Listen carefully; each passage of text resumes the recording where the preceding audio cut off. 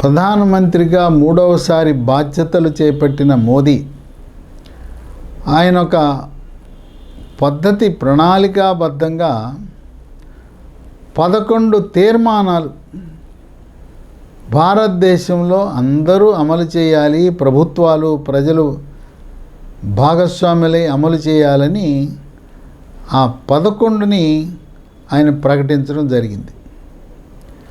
మొదటిది, ప్రజలు ప్రభుత్వము ప్రతి ఒక్కరూ తమ విధులను నిర్వర్తించాలి. 2, సమాజంలో ప్రతి ప్రాంతానికి ప్రతి ఒక్కరికి అభివృద్ధి ఫలాలు సమానంగా అందాలి. 3, అవినీతిని అంతమొందించాలి. 4, చట్టాలు నియమాలు సాంప్రదాయాలు పాటించటం ద్వారా ప్రజలు గర్వపడేలా ఉండాలి.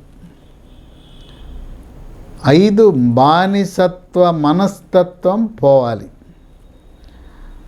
6, రాజకీయాల్లో బంధుప్రీతి ఉండకూడదు. 7, ప్రతి ఒక్కరూ కూడా భారతదేశంలో రాజ్యాంగం పట్ల గౌరవం కలిగి ఉండాలి. ఇక 9, అసలు రిజర్వేషన్లు రద్దు చేసే యోచన చేయకూడదు, రిజర్వేషన్లు కొనసాగాలి. అయితే మత ఆధారిత రిజర్వేషన్లను నిషేధించాలి. వెనుకబాటుతనం ఆధారంగా రిజర్వేషన్లు ఇవ్వాలి. ఇక 9, మహిళా అభివృద్ధి జరగాలి. భారతదేశం ప్రపంచ దేశాలకు మహిళల అభివృద్ధి పరంగా మనం ఆదర్శంగా నిలవాలి. 10, రాష్ట్రాల అభివృద్ధి దేశ అభివృద్ధికి ఒక దిక్సూచి కాబోతా ఉంది. దేశం అంటే రాష్ట్రాల కలయిక, రాష్ట్రాల సంపదే దేశ సంపద. ఆ విధంగా రాష్ట్రాలు ప్రతి రాష్ట్రం కూడా పోటీతత్వంతో అభివృద్ధి సాధించాలి.